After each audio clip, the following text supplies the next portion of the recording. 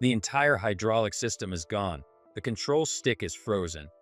I can't move it. At this rate, we're going to crash. The panicked cry of the co-pilot echoed through the cabin. Looking out the window, the ground was rushing closer by the second. Inside the cabin, chaos had completely taken over. Oxygen masks had dropped from the ceiling, swaying above the passengers' heads. A maintenance trainee.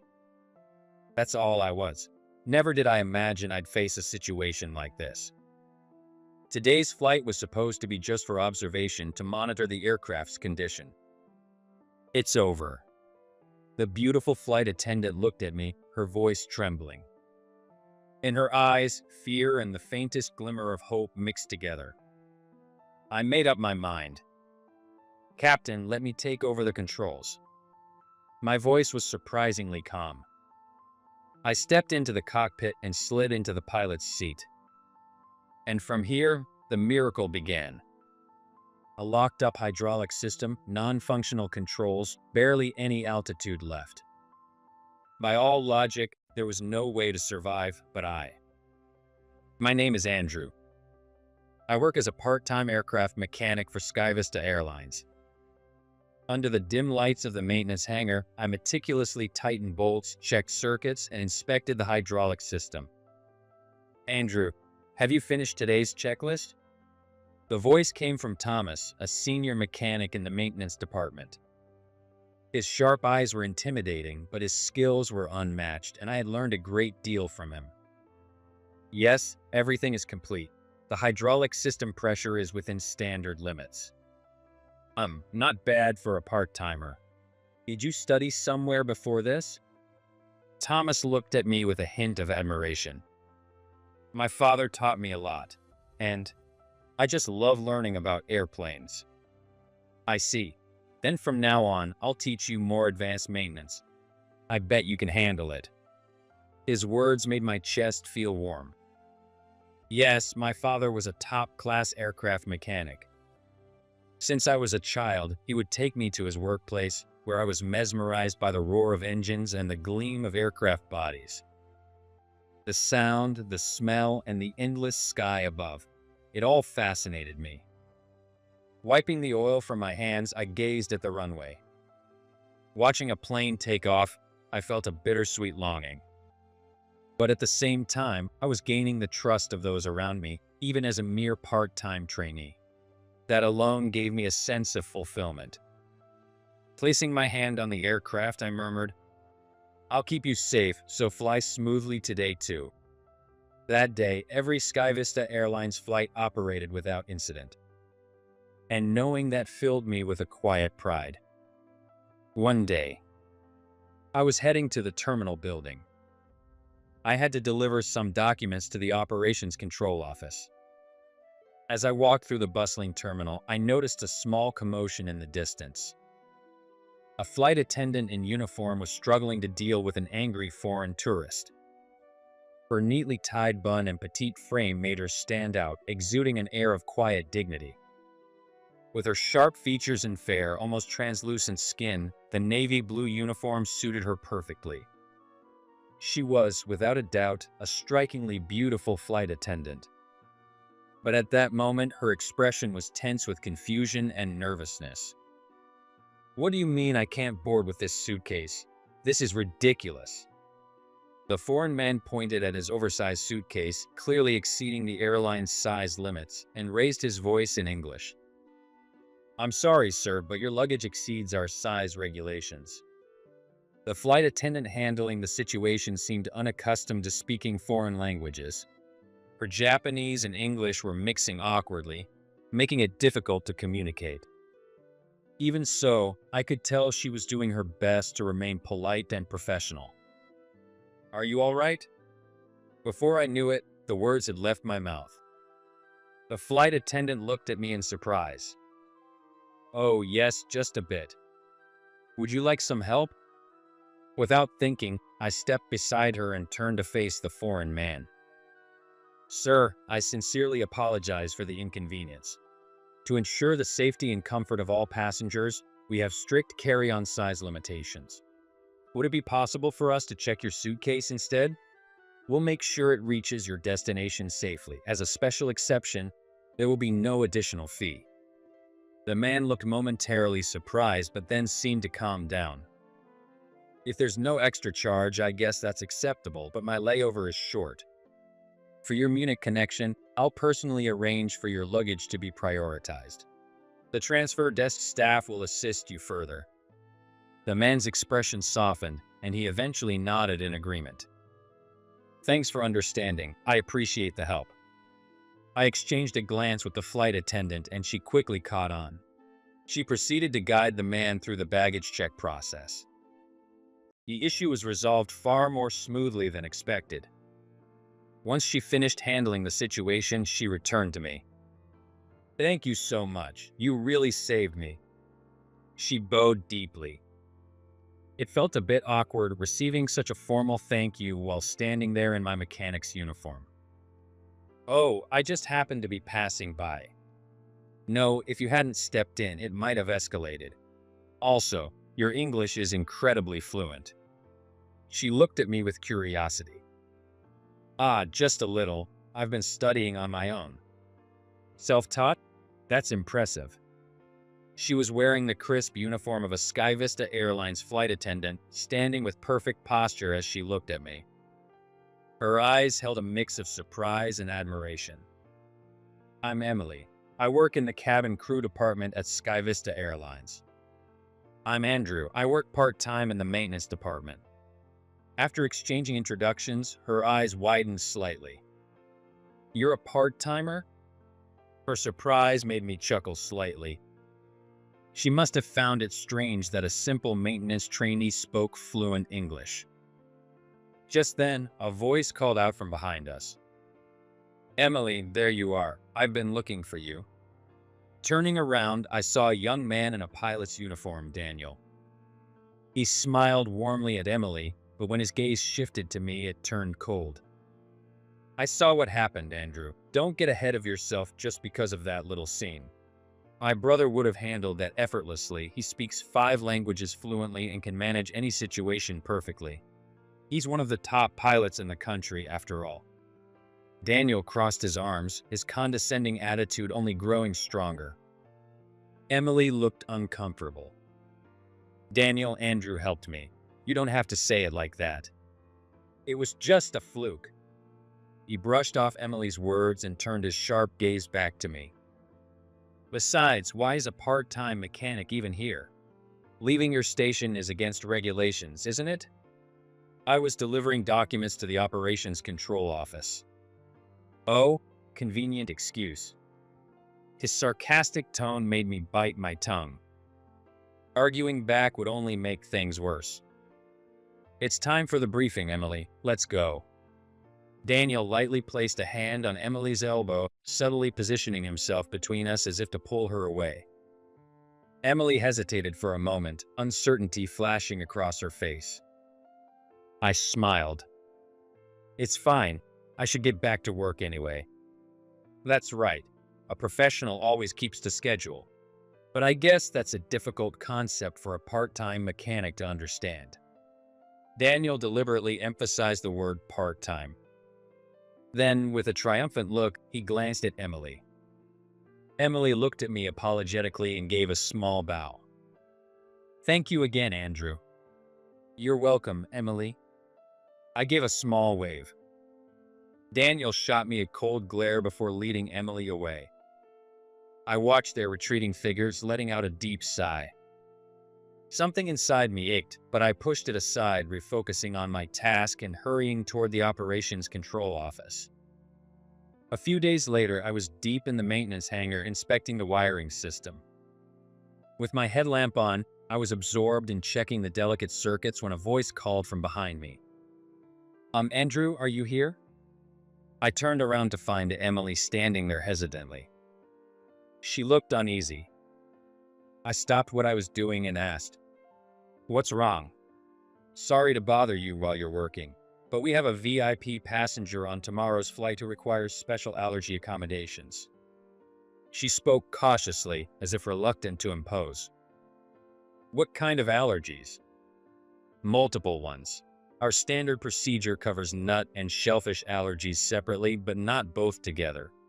On top of that, this passenger needs a gluten-free meal, so I need to double-check both the meal arrangements and emergency protocols.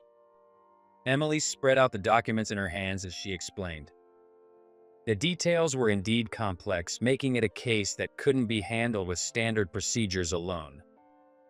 I listened carefully, organizing my knowledge and experience before responding. You should prepare multilingual dietary restriction cards and ensure all flight attendants have a copy. Also, for cases like this, it's best to pre-check the allergen list for all onboard meals and mark any potentially harmful items clearly. As a precaution, review the emergency response protocol for allergic reactions. Since this is an international flight, having a set of emergency medical phrases in multiple languages would also help. I shared these suggestions based on what I had learned about in-flight incidents before. Emily took notes diligently, her expression serious. Andrew, thank you so much. This makes me feel much more prepared for the flight. Seeing her relieved expression, I couldn't help but smile as well. About a week later, as I was changing in the maintenance locker room after my shift, Emily appeared again. This time, she looked a little flustered. Andrew, can you help me? What's wrong? I'm struggling with the Chinese pronunciation for tomorrow's in-flight announcement. Let me take a look. I looked over the script she had brought.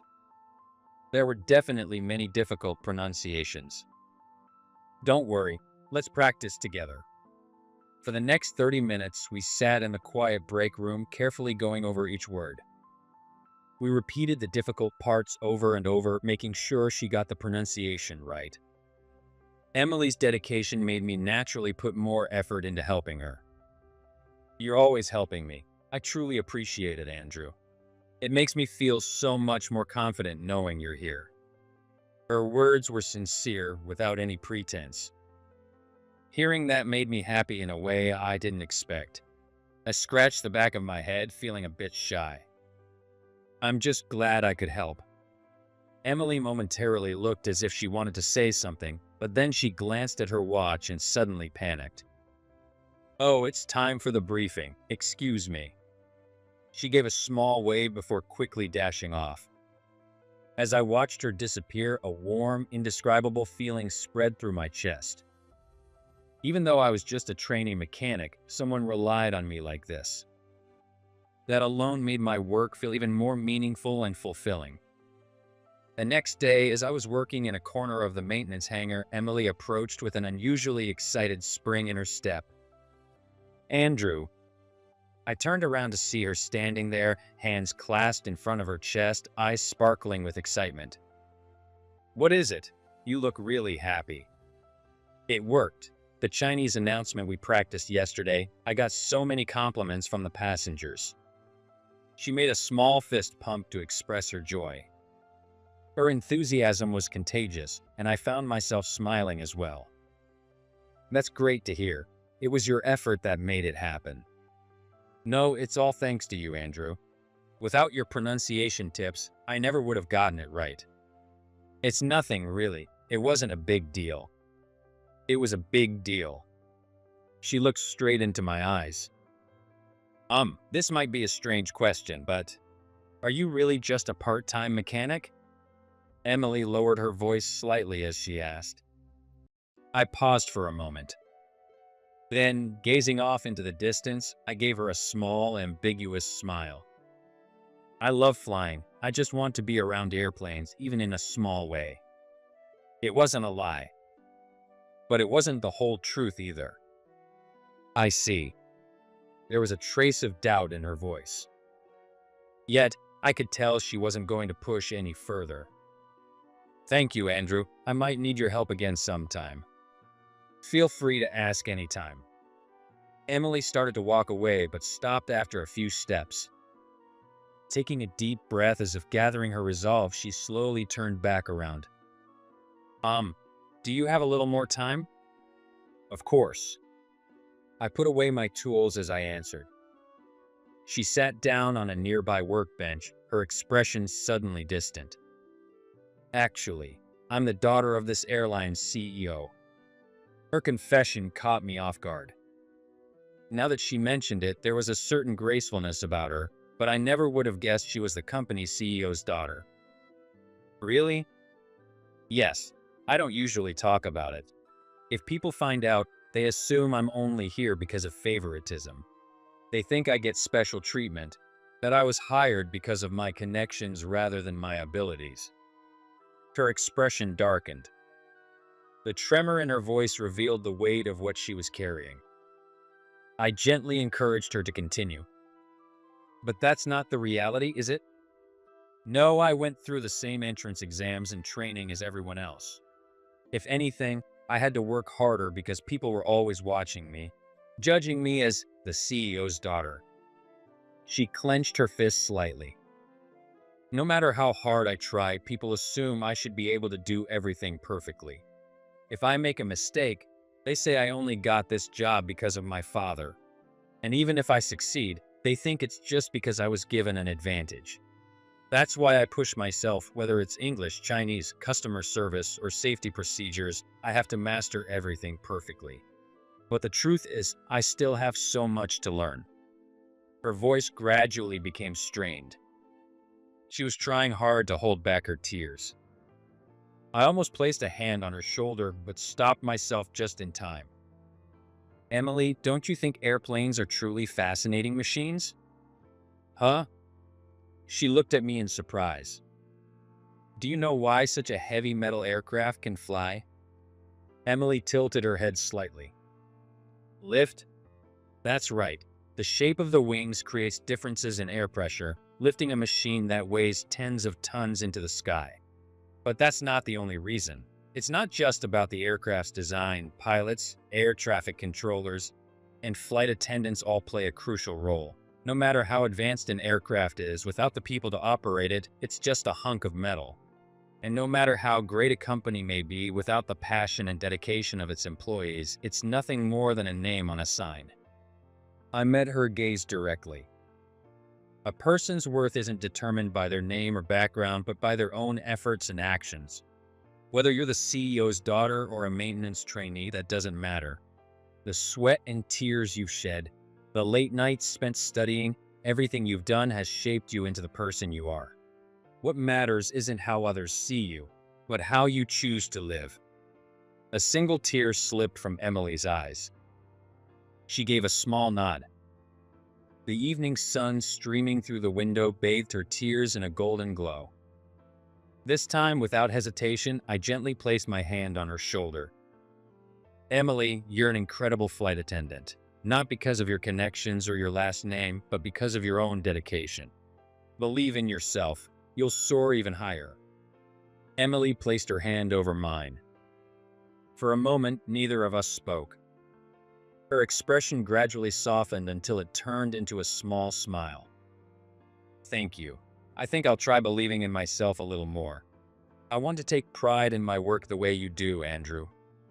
That's the best mindset to have. Emily gave a small nod before finally turning to leave.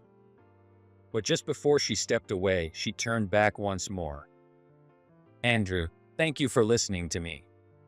Her face was now radiant with a bright smile. A week later, my supervisor, Arthur, called out to me. Andrew, I need you on Flight 127 today. It's a round trip between Tokyo and Osaka. Pay special attention to any vibrations or unusual noises and report back. Understood. The task was to board the aircraft as a maintenance assistant and monitor its performance during flight. Normally, an experienced mechanic would handle this, but lately my work had been earning recognition and I was getting more responsibilities. I grabbed my tablet and headed to where Flight 127 was parked. Walking through the airport terminal and reaching the boarding gate, I saw the crew performing final checks. Among them, I spotted a familiar figure with neatly tied black hair and a bun. Emily? I called out and she turned around. The moment she saw me, her face lit up with joy. Andrew, what are you doing here? I'm assigned as a maintenance assistant for this flight. Oh, that means we're on the same flight. If you need anything, don't hesitate to ask for help. She clasped her hands together excitedly. Likewise, I look forward to working with you. Hey, Andrew. A low, cold voice sounded from behind me. Turning around, I saw Daniel standing there. His eyes were filled with unmistakable disdain. What's a part-time mechanic doing here? Are you on some kind of sightseeing tour? I'm on duty as a maintenance assistant. It's a directive from the maintenance department. I responded calmly. Daniel scoffed. Well, isn't that something? What kind of observations could a mere part-time mechanic possibly make? Daniel, Andrew is. Emily let out a small, troubled sound. But I smiled and gestured for her to stop. It's all right, Emily. Daniel is right. I'm just a part-time mechanic. But I always take my job seriously. Daniel scoffed. If my brother is piloting this flight, there's no need for an amateur like you to observe anything. He flies perfectly every time. Now then, it's time for the briefing. Emily, let's go. He exaggeratedly checked his watch before placing a hand on Emily's back, urging her forward. Emily turned back toward me. Andrew, if anything happens on board, please don't hesitate to call me. Her kindness warmed me, and I simply nodded. As I watched the two of them walk away, I let out a deep sigh. It seemed like this flight was going to be a challenge in more ways than one. About 30 minutes after takeoff, we reached cruising altitude. I was making my rounds, checking the aircraft's condition. Outside the window, the sky stretched endlessly, and the flight was smooth. As I recorded the aircraft's status on my tablet, Emily approached with a warm smile, carrying a tray of drinks. Andrew, would you like something to drink? Thank you, I'll have a coffee. Before I could finish, the aircraft suddenly lurched violently. The cup slipped from Emily's tray, spilling coffee onto the aisle. I instantly tensed. This wasn't normal turbulence. It felt unnatural, as if the aircraft had stumbled midair. Just then, a warning chime echoed through the cabin, and the seatbelt sign lit up. Ladies and gentlemen, this is Captain Shane. We are experiencing some turbulence. For your safety, please remain seated with your seatbelts fastened. Shane's voice held a subtle tension. Moments later, the aircraft jolted again. This time, it was clear we were losing altitude. Passengers screamed. Oxygen masks dropped from the ceiling, swaying in front of their seats. Andrew, what's happening? Emily rushed over. Fear was evident in her expression. Try to contact the cockpit. While Emily ran to the galley phone, I attempted to check the latest data on my tablet, but the system was frozen, failing to update. Panic was spreading through the cabin. Children were crying, elderly passengers whispered prayers, and some frantically tried to make calls on their phones. The flight attendants were doing their best to maintain order, but fear was taking over. Emily returned. Her face was pale. Andrew, I can't reach the cockpit. The intercom isn't working. A system failure? The moment the words left my mouth, the cabin lights flickered off, then back on. At the same time, the aircraft rapidly lost altitude, causing passengers to lift out of their seats. Unable to endure the sensation of free fall, screams filled the cabin. Looking out the window, I saw the scenery had changed. Earlier, we were above the clouds, but now the ground was clearly visible. And it was getting closer by the second. Andrew, this is it, isn't it? Emily's voice trembled.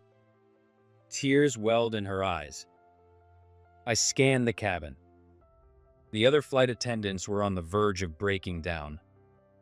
At that moment, the cockpit door burst open and the co-pilot, Daniel, stumbled out in a panic.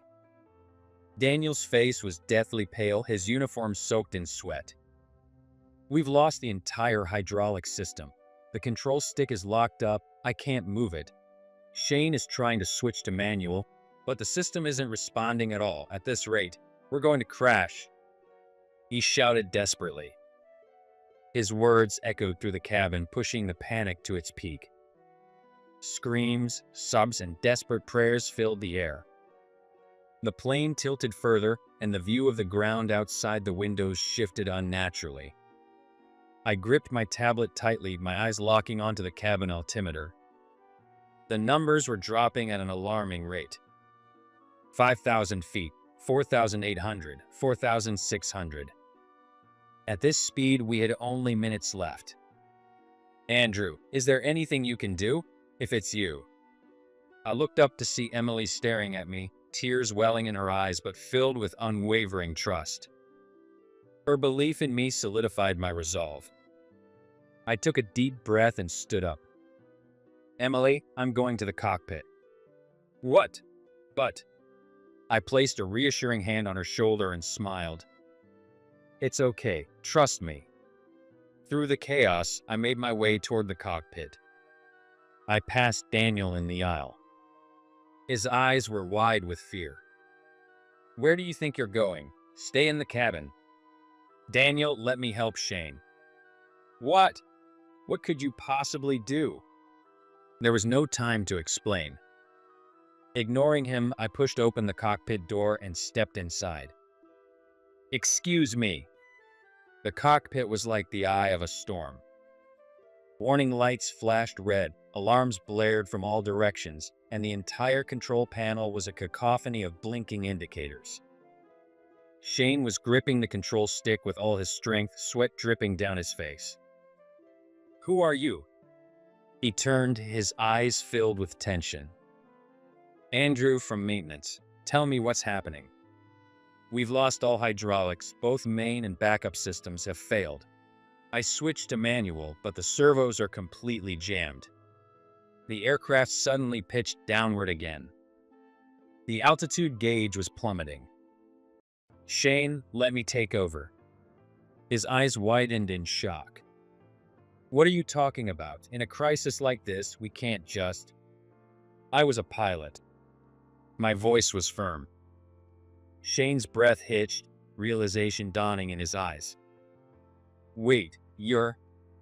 After a brief moment of hesitation, he got up from his seat. "We have 3 minutes until impact. Do whatever you can." I slid into the pilot's seat. Wiping the sweat from my palms, I gripped the control stick. The familiar sensation sent a mix of nostalgia and tension coursing through me. First, I quickly operated the switch on the overhead panel to manually release the hydraulic bypass valve. At the same time, I pressed down hard on the rudder pedals with both feet. But the valve didn't move. I instantly thought of another approach. "Shane, restart the APU and cut the power to the hydraulic pumps, then switch them back on." Shane followed my instructions immediately. For a brief moment, the alarms ceased, only to start blaring again. No effect. Then reset the electrical system. Pull all the hydraulic control circuit breakers on the CB panel. As Shane moved toward the rear panel, I wrestled with the control stick, trying to minimize the aircraft's tilt. I strained every muscle in my arms, pouring all my strength into pulling the nose up, even just a little. CB reset complete. For a split second, the aircraft's vibrations changed. "Good, it's having an effect. Now activate the manual backup hydraulic pump." Shane quickly followed the command. A series of mechanical clunks sounded, and suddenly the control stick gave slightly. I focused all my senses on maneuvering the controls. The aircraft was beginning to respond, but full control hadn't been restored. We couldn't land in this condition. I ran through the aircraft's design in my mind. What was still wrong? What could be recovered? "Shane, is this aircraft equipped with K-17 series servo motors?" "Yeah, it is." "Then cut all power for 3 seconds." I released the control stick entirely, then repositioned my grip. "All power? That's too dangerous."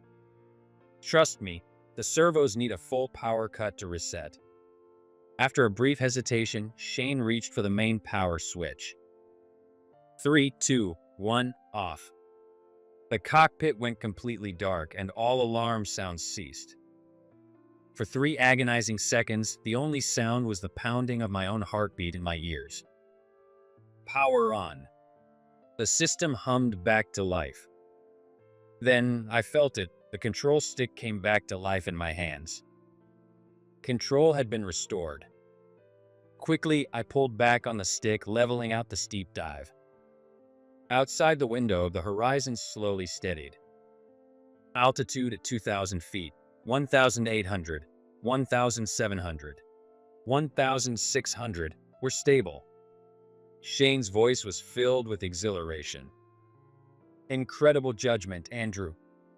We're not safe yet. The hydraulic pressure is still unstable. A standard landing is too risky. I checked the radar screen. Kagoshima Airport, 40 miles away. Emergency landing is possible. I'll contact ATC. While Shane radioed air traffic control, I maintained altitude and continued checking the aircraft's condition. Flaps are inoperative. Landing gear deployment is unstable. I ran emergency landing scenarios in my head. Higher than normal approach speed, longer runway usage, emergency braking preparations. Kagoshima ATC has granted emergency landing clearance. Runway 27 is available. Understood. I adjusted course and began a gradual descent. Shane, tell Emily to make an announcement. Inform the passengers we're preparing for landing, that the impact may be stronger than usual, and to remain seated with seatbelts fastened until further instructions. As Shane contacted the cabin crew, I carefully maneuvered the aircraft. I focused on every subtle vibration through my palms, the slightest change in engine sounds, and every signal my body could interpret from the plane. I became one with it. The runway is in sight. I took a deep breath. This was the real test. Landing gear deployed, confirmed, flaps at 10 degrees. Any more would be dangerous. Despite the tension, I remained calm as I prepared for landing. Approach speed at 180 knots, 40 knots higher than usual.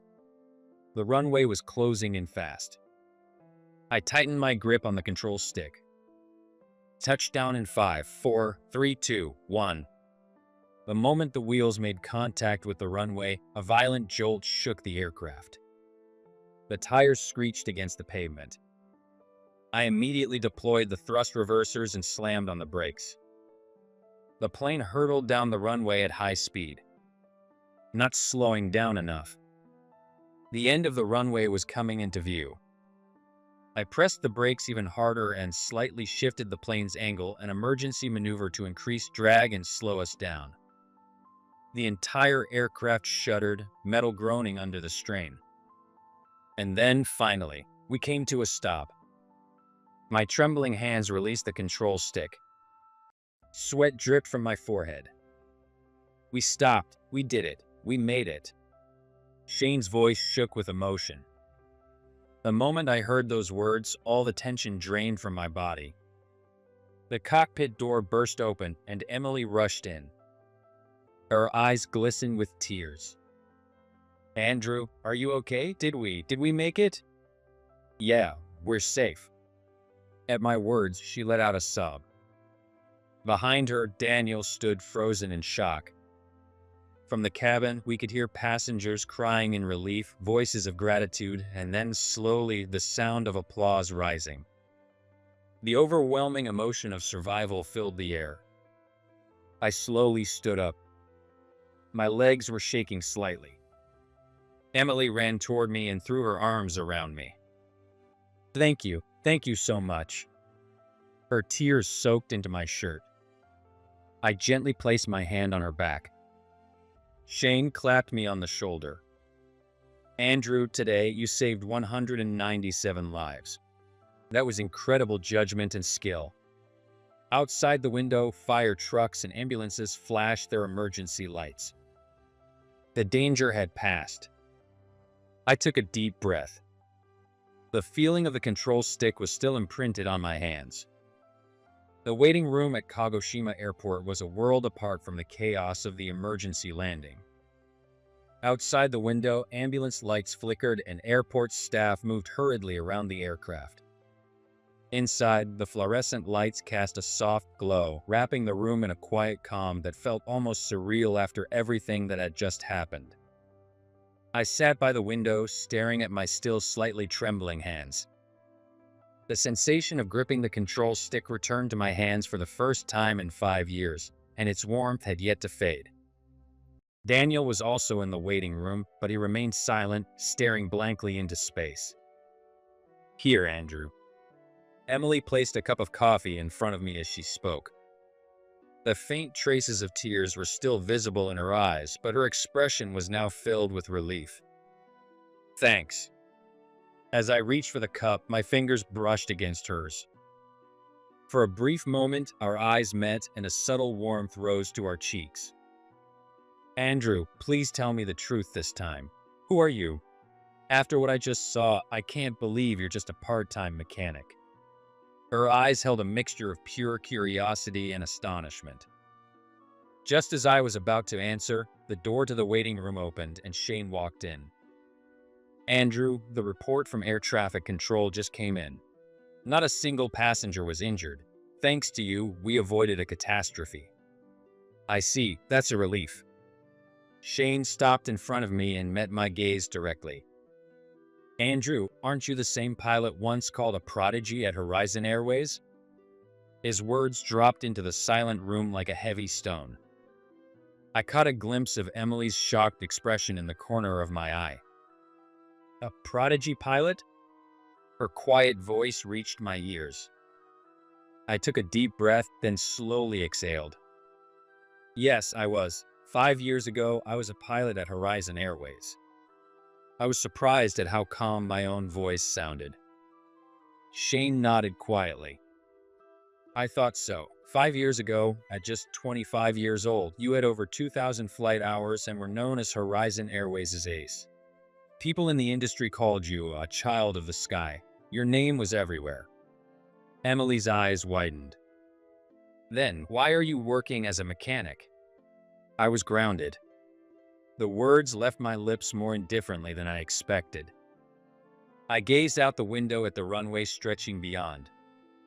"Why? Can you tell me why you were grounded?" Emily's voice was gentle. I took a deep breath. "It's a long story." And with that, I slowly began unraveling the memories of that day 5 years ago. Back then, I was a pilot at Horizon Airways. My flights were well regarded within the company. People called me a genius or a child of the sky, but to me, I was just someone who loved flying. Then one day, while I was on a routine flight, just before landing, I felt a slight vibration through the control stick.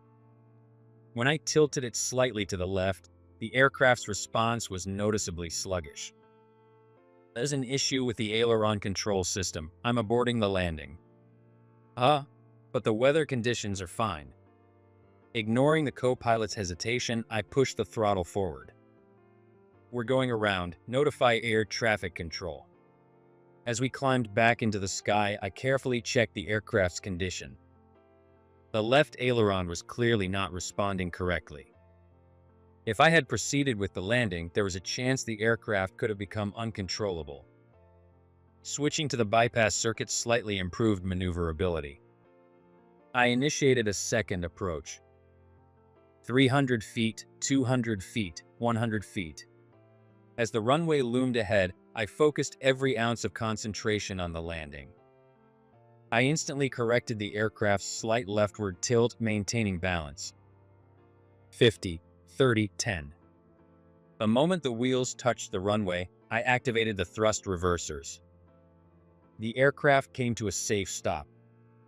"That was an exceptional landing, Andrew." The co-pilot's voice carried genuine respect. Still tense from the experience, I could only nod in response. "Request a detailed inspection from the maintenance team immediately. There's a serious issue with the aileron control system." 2 days later, a report from the maintenance department arrived on my desk. The result: no abnormalities detected. I blinked in disbelief. "Andrew, did you check the report from maintenance?" A voice called out from behind me. It was Travis, the operations manager. Yes, I just read it. Good. That means everything's fine. Maybe you're being too cautious? He patted my shoulder lightly, chuckling. But, Travis, you worry too much. Our maintenance team is the best in the country. If they say there's no problem, then there really isn't one.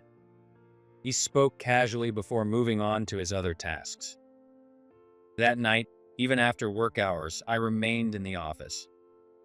I knew what I had felt wasn't a mistake. There was something wrong with the aileron control system. I should trust the maintenance report, and yet, something about it didn't sit right with me. Using my keycard, I entered the maintenance office and headed straight for the records database. A search confirmed that the inspection logs were all there. The reports clearly stated no abnormalities detected. But when I cross-referenced the last scheduled maintenance entry, something caught my eye. The aileron hydraulic fluid replacement was scheduled for February 15th. Today was March 20th.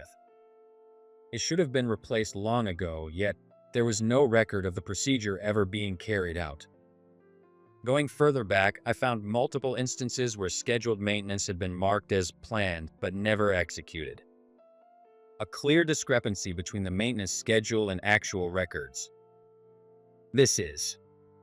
My heartbeat quickened. I kept digging, opening more related files. And then, when I accessed the parts management system, my blood ran cold. Parts replacement skipped, in compliance with cost reduction plan. The same memo appeared over and over again. When I checked the financial records, I found that funds allocated for purchasing replacement parts had been partially diverted, linked to what appeared to be a personal bank account. A chill ran down my spine. This wasn't just an oversight. This was systemic fraud and record falsification, all to cover up unsafe cost-cutting measures. And the most shocking part, the approval stamps on these falsified records belonged to senior officials. The head of safety management, the head of maintenance, even some executives. An airline that was supposed to prioritize safety had been secretly cutting corners to save costs, delaying critical maintenance, and pocketing the difference. As I flipped through more documents, I discovered that this cost reduction plan had been in effect for 3 years. It had been introduced in secret as an emergency measure to recover from financial difficulties. Under the sterile glow of the office's fluorescent lights, I sank into a chair, my hands trembling. Horrific accident scenarios flashed through my mind. What if I hadn't noticed the aileron issue that day? If the weather had been worse that day? A mix of anger and fear churned inside me. The aircraft I flew every day without a second thought had been one step away from disaster. My colleagues, the passengers, none of them knew they were at constant risk. I buried my face in my hands. If I exposed the truth, the company would take a massive hit. Many of my colleagues could lose their jobs. But if I stayed silent, it was only a matter of time before an irreversible tragedy occurred. I have to talk to someone. The face of a trusted colleague immediately came to mind. Gregory, a veteran pilot. He would give me the right advice. Tomorrow, I would tell him everything. With that decision, I left the office. The next evening, I invited Gregory to the crew lounge. I chose a quiet time after our shifts to avoid drawing attention. Gregory was my senior at Horizon Airways, a seasoned pilot. His judgment and experience were widely respected, and I had learned much of my flying technique from him. "This is rare, Andrew. You never call me out at this hour." Gregory arrived with a slightly tired expression, but his usual gentle smile remained. "Gregory, sorry for the sudden request. I have something important to discuss." "What is it? Relationship troubles?" His joking tone failed to draw a smile from me. "It's about a serious maintenance issue." For a brief moment, I thought I saw his expression stiffen. But he quickly returned to his usual calm demeanor. "What kind of issue?" "It's about Flight 445. Maintenance reported no abnormalities, but I felt something was wrong and investigated myself.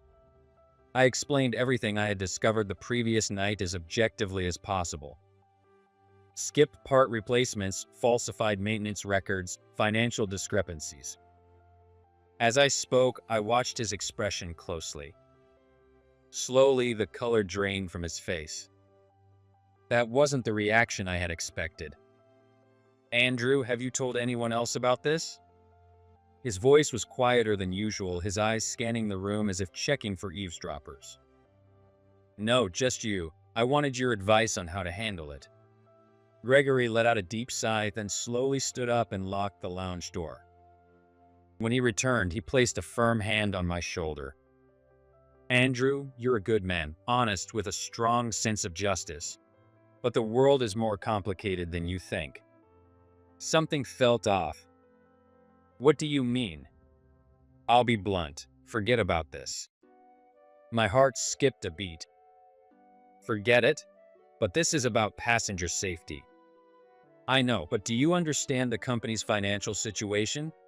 A few years ago, we were on the verge of bankruptcy. We barely survived. During that time, certain measures were taken." Gregory's voice remained calm, but he wouldn't meet my eyes. "You're saying you knew?" His expression turned bitter as he nodded. I stared at him in disbelief. The mentor I had admired had been part of the cover-up all along. But if this continues, an accident will happen sooner or later. That's exactly why we, as pilots, need to be the ones who monitor the aircraft closely. As long as pilots with sharp instincts, like you, are on the front lines. That's nothing but an excuse. I couldn't stop myself from raising my voice. Gregory's eyes glinted sharply. "Listen carefully, Andrew. If this goes public, the company is finished. And so is your career. No one wins. But safety. We've operated this way for years, and not a single fatal accident has occurred. You have a choice, Andrew. Forget about this and continue your promising future as a pilot, or..." He left the sentence unfinished, but the meaning was clear. It was a threat. Outside the window, the setting sun painted the sky in deep red hues. Anger and disappointment surged inside me, followed by a burning resolve. "Gregory, when I became a pilot, I swore one thing: to put the lives of my passengers above all else. Even if it means sacrificing my career, there are things I must protect." Gregory's expression changed. The warm, reliable mentor I once knew vanished, replaced by a calculating coldness in his gaze. "You'll regret this, Andrew. The only regret I'll have is if I do nothing and people die because of it." I turned toward the door. Tomorrow, I would report this to the Safety Management Committee. If necessary, I would take it to the aviation authorities as well. As I walked down the corridor, I looked up at the sky. A perfect blue, unbroken by a single cloud. No matter the cost, I wanted to ensure that sky remained safe to fly in. That was my unshakable resolve as a pilot. The next day, I made my way to the Safety Management Office with heavy steps. I held a file containing all my evidence, mentally rehearsing how I would present my case. This wouldn't be easy. I was about to expose a cover-up involving the company's leadership. "Andrew." I turned to see Travis, the operations manager, hurrying toward me. His expression was tense with urgency. "Come to meeting room 3 immediately. Emergency meeting." I was just on my way to the safety committee. "That can wait. We have a critical situation." Sensing the severity in his tone, I followed him. As I stepped into the meeting room, I saw several senior officials already gathered. The head of maintenance, the director of flight operations, the head of HR, and CEO Mr. King himself. The atmosphere was tense, their faces grim. "Sit down, Andrew." Director Morris's voice was cold. There was none of the usual respect in his tone. I slowly took a seat. "What happened?" "We received a serious report regarding Flight 587 yesterday. The aircraft lost altitude rapidly from an abnormal attitude and entered a dangerous situation. What? My voice wavered. Flight 587 was the Kansai-bound flight I had piloted yesterday. There had been some light turbulence, but I had stabilized the aircraft quickly. At no point had we been in danger. This is from the flight data recorder. Morris turned his tablet toward me. On the screen, the data clearly showed that the aircraft had momentarily entered an abnormal attitude and rapidly lost altitude. This isn't right. That never happened. Andrew, the records don't lie. Or are you suggesting they've been tampered with? Morris's voice dripped with sarcasm, leaving me momentarily speechless. Andrew, as a company that prioritizes safety, we cannot overlook this incident. We have decided to report the matter to the aviation authorities and temporarily suspend your pilot's license. Mr. King's voice carried across the room. I couldn't believe what I was hearing. Mr. King, this is unfair. A final decision will be made after a thorough investigation. Until then, you are not permitted to fly. I looked around the room. Not a single person met my gaze. It was all a setup. They were silencing me before I could expose the truth. Something inside me shattered. The sky I had dreamed of, dedicated my life to, was being stolen from me in an instant. A month passed. From my small apartment window, I watched as the evening sky was painted in beautiful shades of orange. I sank into my couch, staring at the official notice that had arrived from the aviation authority the day before. It read, "Indefinite suspension of pilot certification." In other words, my license had been effectively revoked. The investigation had been manipulated against me. The report concluded that there was clear evidence of pilot error, placing full blame on me. For weeks, I had struggled with frustration and sleepless nights, consumed by anger and despair. But now, strangely, my mind was calm. I stood up and walked to the kitchen. As I brewed coffee, my eyes followed a small airplane flying across the sky outside my window. I can't give up. The words escaped into the quiet room.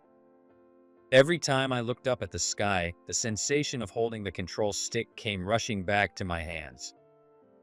If I have to start over, I'll go back to the beginning. With that resolve, I decided to use the maintenance skills my father had taught me and took a job as a part-time mechanic at Skyvista Airlines. It was humble work, but at least I could still be close to airplanes. More importantly, from this position, I could continue gathering evidence of Horizon Airways corruption. While working as a mechanic, I secretly analyzed maintenance records from Horizon Airways. Before I was fired, I had managed to copy some data from the company's system. Although incomplete, I had found suspicious patterns, maintenance intervals being stretched abnormally long, part replacements aligning with budget cuts, clear signs of manipulation. But I still lacked definitive proof. There was nothing that directly implicated Gregory or the executives. But I won't give up. It would take time. But the truth would come to light eventually. And one day I would return to the sky. That belief was the only thing keeping me moving forward. The waiting room at Kagoshima Airport was filled with silence, the weight of my confession lingering in the air. Outside the window, ambulance lights still flashed, surrounding the aircraft from our emergency landing. Emily remained speechless, staring at me intently. Shane stood with his arms crossed, his expression heavy. The silence was shattered when Daniel suddenly stood up. That's ridiculous. I don't believe a word of it. My brother, Gregory, always said you were unfit to be a pilot. That you lacked skill, had poor judgment, and couldn't handle pressure. Daniel's voice trembled with rage. His face was flushed red, his hands shaking. He turned toward the door and started walking. "Where are you going?" Shane called out to him. "I'm going to get my brother. He'll tell us the truth. He's here at this airport right now. He told me he'd be waiting in the domestic arrivals lobby." With those words, Daniel stormed out of the waiting room. 30 minutes later, the door swung open again. Daniel had returned with Gregory by his side.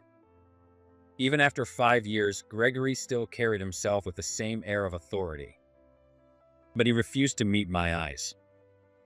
Gregory stepped into the room slowly and finally spoke. "I heard that today you saved the lives of his passengers with remarkable skill. When I learned that, I realized what I had done. I destroyed a truly gifted pilot, if he hadn't been there today." His voice faltered, and for a moment he closed his eyes. Regret and self-reproach were deeply etched into his face. When he opened his eyes again, he took a deep breath and for the first time looked directly at me.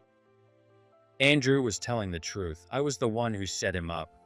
I am truly sorry. A heavy silence filled the room. "Brother, no, this has to be a joke." Daniel's voice was hoarse. Gregory shook his head. "It's the truth. 5 years ago, when Andrew tried to expose maintenance failures, I silenced him by fabricating false data and framing him for pilot error. I made sure he lost his license." At those words, Daniel collapsed into a chair, burying his face in his hands. "Gregory, why? I always believed in you. I admired you. I became a pilot because of you. Tell me this isn't real. You're not the kind of person who would betray someone like that." Tears welled up in Daniel's eyes. Gregory remained silent, staring out the window. Beyond the glass, the emergency landed aircraft stood illuminated by the flashing ambulance lights. "I'm sorry, Daniel." "Sorry isn't enough." Suddenly, Daniel shot to his feet, stepping toward Gregory. "Do you even understand how many people you put in danger? If Andrew hadn't been here today, all of us, every passenger on that flight would have." His voice choked, and he clenched his fists. His hands were trembling. "Why? Why would you do something like this?" Gregory slowly turned to face his younger brother. At the time, Horizon Airways was in financial crisis. Cost cutting was the top priority, and maintenance was no exception. It started as minor compromises. This inspection can be postponed a little. But that turned into a snowball effect. He took a deep breath. "And I had personal reasons. Our mother's medical expenses, our father's care. A regular salary wasn't enough to cover everything." "So you took bribes?" Daniel's voice was ice cold. "At first, it was just compensation, extra allowances from the maintenance department. But over time, it became routine and the sums grew larger. The maintenance director set up a system where we received payouts for every part replacement we delayed. The company profited, and so did I. Or so I convinced myself. Once you start taking the money, there's no way out." The higher-ups said, "You understand, don't you?" They alternated between persuasion and threats. Gregory's face twisted with bitterness as he continued. "I kept making excuses to myself. No accidents have happened. A skilled pilot can detect mechanical issues before they become a problem. That's how I justified looking the other way. And then, when Andrew got too close to the truth, I panicked." He glanced at me briefly. Regret flickered in his eyes. "Even if I had my reasons, family, financial struggles, company pressure, none of that justifies putting lives at risk. That's why I'm telling the truth, to the aviation authorities, to the police." The atmosphere in the room shifted. "Gregory." Gregory stood up and bowed deeply in front of Daniel. "I let you down. I failed you." As Gregory lifted his head, a look of determination shone in his eyes. His words of repentance seemed to be swallowed by the walls, filling the room with a heavy silence. Daniel walked over to the window and stood still, his back turned to us. His shoulders trembled slightly. "I decided to become a pilot when I was in high school. It was the day I got to ride on my brother's first flight as captain. After landing, he told me, 'A pilot's job is to protect lives. That's all that matters.' I held on to those words as I studied, trained, and made it this far, following in his footsteps." Slowly, Daniel turned around. His eyes were glistening with tears, but he was trying his hardest to hold them back. Gregory gave a small nod. Daniel took a deep breath, leaving his tears untouched as he looked straight at Gregory. "I was always so proud of you, Gregory. I told everyone, my brother is the best pilot in Japan. At school, at flight training, even after joining the airline. You were my hero, that's why. That's exactly why. Don't run away. Face this and make it right. Be the person who taught me those words again. A pilot's job is to protect lives. Go back to that truth." Tears spilled from Daniel's eyes, flowing freely with his words. A single tear traced down Gregory's cheek as well. Daniel. In the quiet between them, Daniel slowly raised his face and turned toward me. There were still traces of tears on his face, but his eyes had regained their strength. He stepped forward, inhaling deeply. "Andrew, I've treated you horribly all this time. I only believed what my brother told me, never bothering to learn your truth. I judged you with nothing but prejudice. Now I realize how wrong I was. Today, you showed us true skill and judgment, what a real pilot looks like.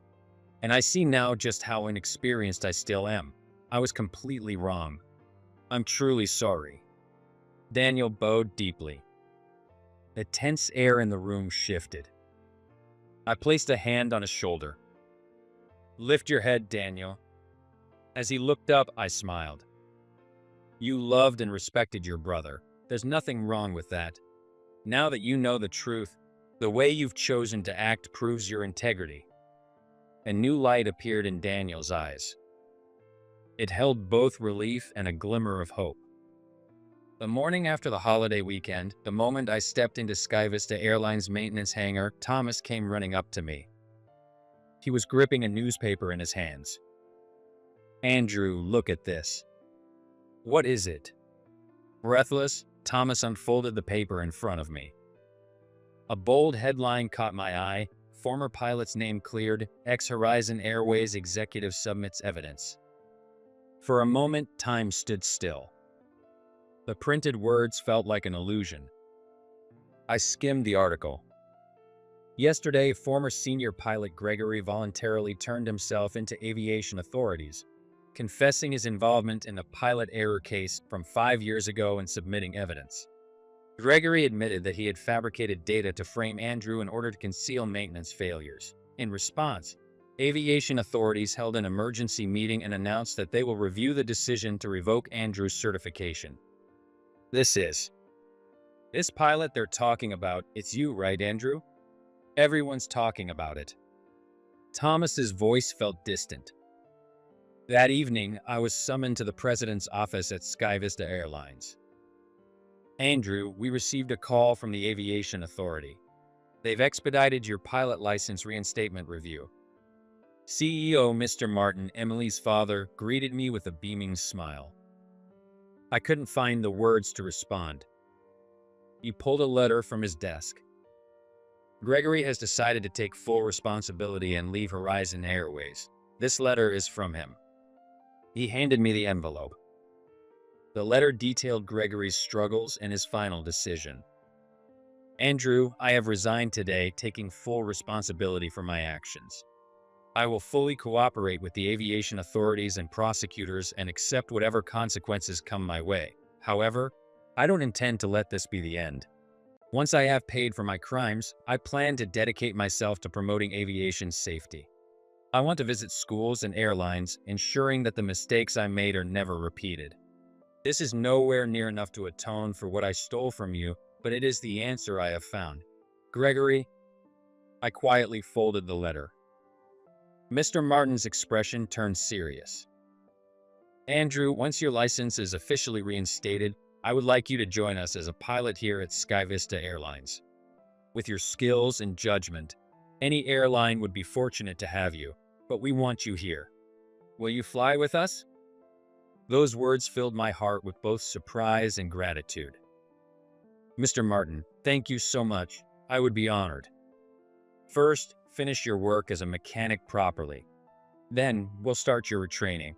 We'll support you all the way." After finishing my conversation with Mr. Martin, I stepped into the hallway where Daniel was waiting for me. Andrew, do you have a moment? Following his lead, I walked with him to the airport's observation deck. The afternoon sunlight bathed the runway in a golden glow as planes continued to take off one after another. He turned to face me. Andrew, I've been thinking about my path as a pilot. Until now, I was just following in my brother's footsteps, but now, I want to find my own way. I want to continue as a pilot, but I want to do it the right way. I want to be a pilot who protects lives like you. Your calm judgment and skill during that crisis. That's the kind of pilot I aspire to be. There was no hesitation in his eyes. He bowed deeply. Please train me. I respect you more than anyone. All right. If I can help in any way, I will.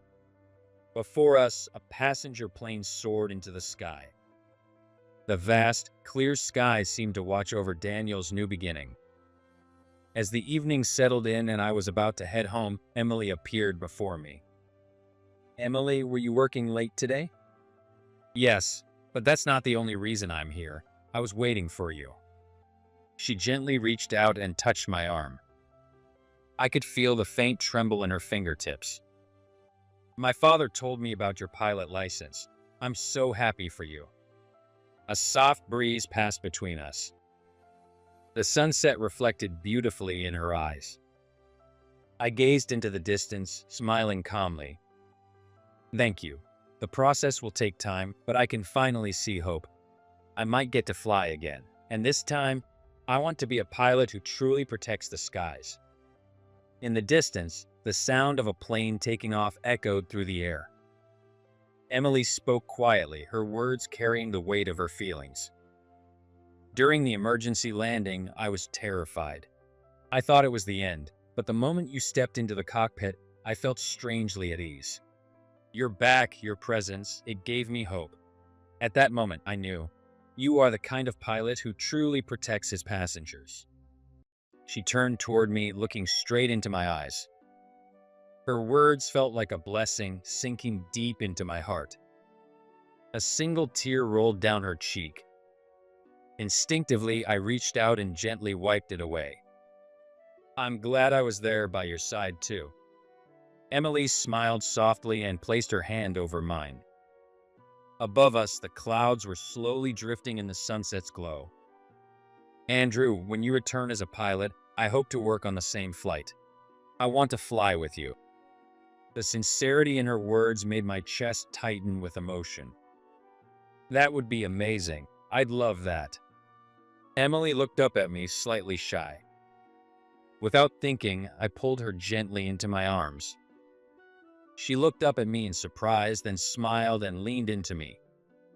In that quiet moment, there was a peace beyond words. Shall we go? Emily whispered. Yeah, let's go. We walked home together, side by side. This wasn't the end, it was the beginning of a new flight. Ahead of us lay an endless sky and the stories we had yet to write. The truth will always come to light. I had believed in those words all along. Even after my pilot's license was unjustly taken from me and I was cast down, I never let go of my passion for the sky or my commitment to the truth. My days as a mechanic were not just an escape, they were a step toward uncovering the truth. Sometimes the truth brings pain. Sometimes integrity is met with betrayal. But as long as you live without lying to yourself, the path will eventually open. The chance to return to the sky was not due to luck or coincidence. It was because I never gave up on the truth and stayed true to myself. No matter the hardship, if you hold on to your beliefs, you can overcome anything.